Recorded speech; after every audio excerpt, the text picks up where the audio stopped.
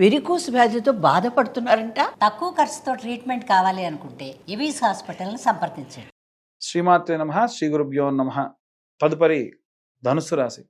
ధనుసు రాశి వారికి సంబంధించి 2025 సంవత్సరంలో మే 2వ వారం తర్వాత నుండి ఎలా ఉండబోతుందనే విషయాన్ని ఇప్పుడు తెలుసుకుందాం.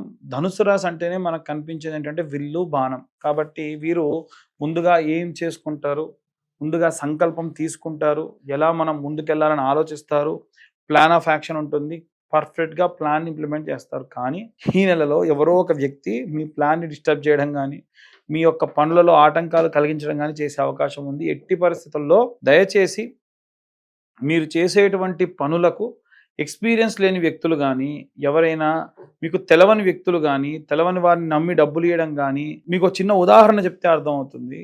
ఒక మెజర్స్ తీసుకొని ఇంటీరియర్ డెకరేషన్ చేసేటువంటి వ్యక్తి కొలిచే టేప్ పోయిందట, మీటర్.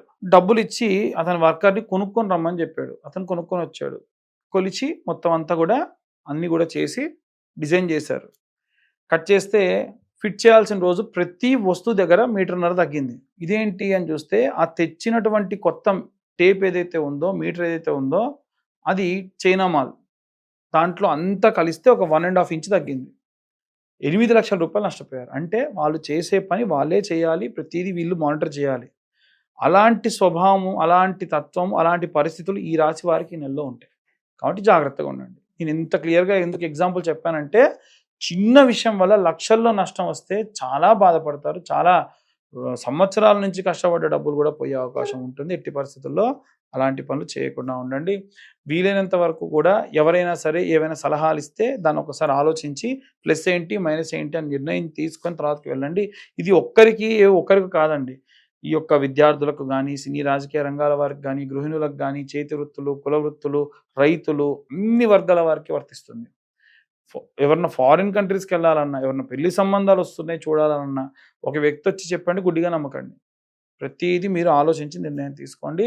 వీలైనంత వరకు కూడా ఈ రాశి వారికి సంబంధించి ప్రత్యేకంగా మనకి గురుతత్వంగా ఉన్న రాఘవేంద్ర స్వామి దేవాలయాలు కానీ, లేకుంటే దత్తాత్రేయ స్వామి దేవాలయానికి వెళ్ళి సందర్శించి అక్కడ పూజాది క్రతువులు చేసుకోవడం కానీ, జపం చేసుకోవడం కానీ, ప్రదక్షిణాలు చేయడం కానీ ప్రత్యేకమైన శక్తిని ఇస్తుంది. ఇక ఎలాంటి రెమెడీస్ ప్రత్యేకంగా చేసుకోవాలనే విషయం ఇప్పుడు మనం తెలుసుకుందాం. అన్ని వర్గాల వారికి సంబంధించి ఎలాంటి రెమెడీస్ తీసుకోవాలి, ఎలాంటి మంత్రపఠనం చేయాలి అనే విషయాన్ని ఇప్పుడు తెలుసుకుందాం. గృహిణులకి, విద్యార్థులకి సంబంధించి మే 15వ తారీఖు నుండి నెలాఖరు వరకు కూడా వీలైనంత వరకు కూడా అన్నపూర్ణాదేవి అలాగే లక్ష్మీదేవి యొక్క ఆరాధన చేయడం గృహిణులకు మంచిది.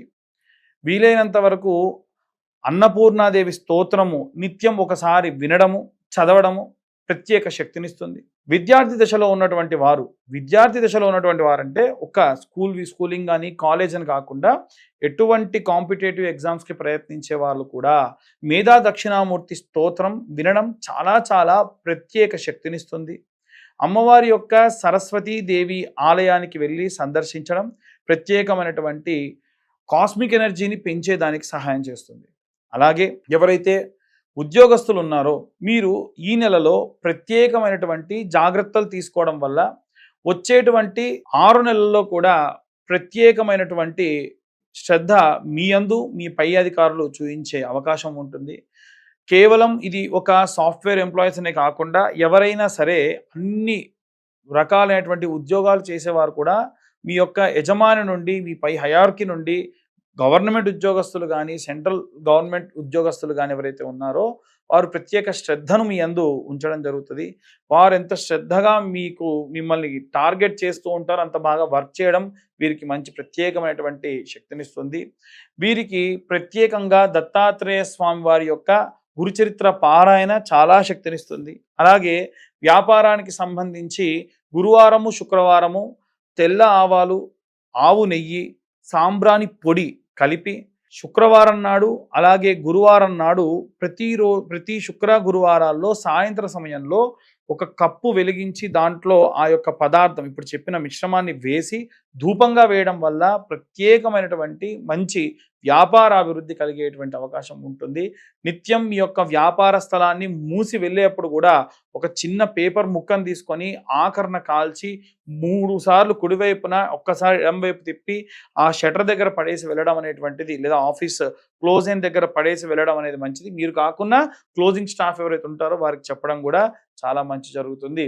ఎట్టి పరిస్థితుల్లో వ్యాపారానికి సంబంధించి మెడికల్ కానీ వైన్ షాప్స్ కానీ ఏవైనా రసాయక చర్యలు రసాయనమైనటువంటి పదార్థాలు అమ్మేటువంటి వారికి మాత్రమే దక్షిణం వైపు ఉన్నటువంటిది బాగా అచ్చొస్తుంది. లేదు అలా కాకుండా ఇంకే దిక్కున పెట్టుకున్నా అంత అచ్చిరాదు. అలాగే వీలైనంత వరకు మీ కౌంటర్ ఉత్తరం వైపుగా ప్లేస్ చేసుకొని ఆ కౌంటర్ మీద కాస్త చిల్లర డబ్బులు, ఒక గ్లాస్లో ఎప్పుడు కూడా ఒక నిమ్మకాయ వేయడం మంచిది. మిరపకాయ అలాగే పచ్చిమిరపకాయ నిమ్మకాయ లాంటి వాటిని కుచ్చుకొని దిష్టిగా ప్రతి శుక్రవారం పెట్టి మార్చడం, ప్రతి అమావాస్యకి కూడా ఆ గుమ్మడికాయ మార్చడం ప్రత్యేకమైనటువంటి శక్తిని వ్యాపార స్థలానికి ఇస్తుంది. అలాగే ఎవరైతే సినీ రాజకీయ రంగాల్లో ఉంటారో వీరు యాలకులు లేదా పసుపు కొమ్ములతోని మాలలా అల్లి మీ ఇంట్లో ఉన్నటువంటి రాజరాజేశ్వరి దేవికి మెడలో వేసుకోవడం వల్ల, శ్యామలాదేవి యొక్క ఫోటో పెట్టుకొని ఆమె ఫోటోకి వేసుకోవడం వల్ల ప్రత్యేకమైనటువంటి రాజప్రాప్తి కలుగుతుంది. ఎన్నో రోజుల నుంచి ప్రయత్నిస్తున్న పనులన్నీ కూడా ఖచ్చితంగా ఈ సినీ రాజకీయ రంగాల వారికి మంచి చేస్తుంది. అలాగే కోర్టు గొడవలు, చికాకులు, డైవర్స్ కేసులలో ఉన్నటువంటి వారు చండీ హోమం లాంటివి చేయించుకోవడం కూడా ప్రత్యేకమైనటువంటి శక్తినిస్తుంది. అలాగే ఎవరైతే ఫారిన్కి వెళ్ళాలి అనుకుంటూ ఉన్నారో వారు దయచేసి, గతంలో కూడా చెప్పాను, ఫారిన్ కంట్రీస్కి వెళ్ళాలి అనుకున్నప్పుడు అన్ని రకాలైనటువంటి పేపర్ వర్క్ చేసుకోండి, చేసుకున్న తర్వాతకే వెళ్తేనే మంచి జరుగుతుంది అని నేను చాలాసార్లు చెప్పాను. అది ఇప్పుడు అమెరికా గవర్నమెంట్ లోన్ శాంక్షన్ అయిపోయి యూనివర్సిటీస్ వాళ్ళు పిలిచినా సరే చాలా ఇబ్బంది పడుతూ వాళ్ళు ఇక్కడే ఉన్నారు, ఇంటర్వ్యూస్లో రిజెక్ట్ చేస్తూ ఉన్నారు. ఎందుకంటే పేపర్ వర్క్స్లో చాలా మందికి ప్రాపర్గా లేదు అని రిజెక్ట్ చేశారట. కాబట్టి మనం చేసేటువంటి చిన్న మిస్టేక్ చాలా పెద్ద విషయాన్ని కూడా ఆపుతుంది. వీలైనంత వరకు కూడా సంకటహర చవితి నాడు గణపతి హోమం చేసుకోవడం వీరికి ప్రత్యేకమైనటువంటి శక్తినిస్తుంది. ఇవన్నీ కూడా గోచార రీత్యా చెప్పేటువంటి విషయములు మాత్రమే. పూర్తిగా మీ జాతకం విశ్లేషణతో 60 నుండి 70 పేజీల్లో కావాలనుకున్నా మీ యొక్క పేరు, date of birth, time, place ఉంటేనే జాతకం ఎవరైనా చెప్తారు. అవి లేకుండా ఎవరైనా జాతకం చెబుతానని చెప్పినా నమ్మకండి. ఇలా జాతకం కావాలి అనుకుంటే ఈ 2025 సంవత్సరంలో కేవలం 2025 రూపాయలు ఛార్జ్ చేసి పూర్తి జాతకం వారికి అందించి వారితో డీటెయిల్డ్గా జాతకం గురించి మాట్లాడడం కూడా జరుగుతుంది. అలాగే కరుంగలి మాల గురించి కూడా చాలామంది అడుగుతున్నారు. కింద ఉన్న నెంబర్కి కాల్ చేయొచ్చు. డీటెయిల్స్ అన్నీ కూడా పంపిస్తే వారికి అభిషేకంలో మీ గోత్రనామాలతో పూజ చేసి పంపించడం కూడా జరుగుతుంది. సర్వే జనా సుఖినో భవంతు. స్వస్తి.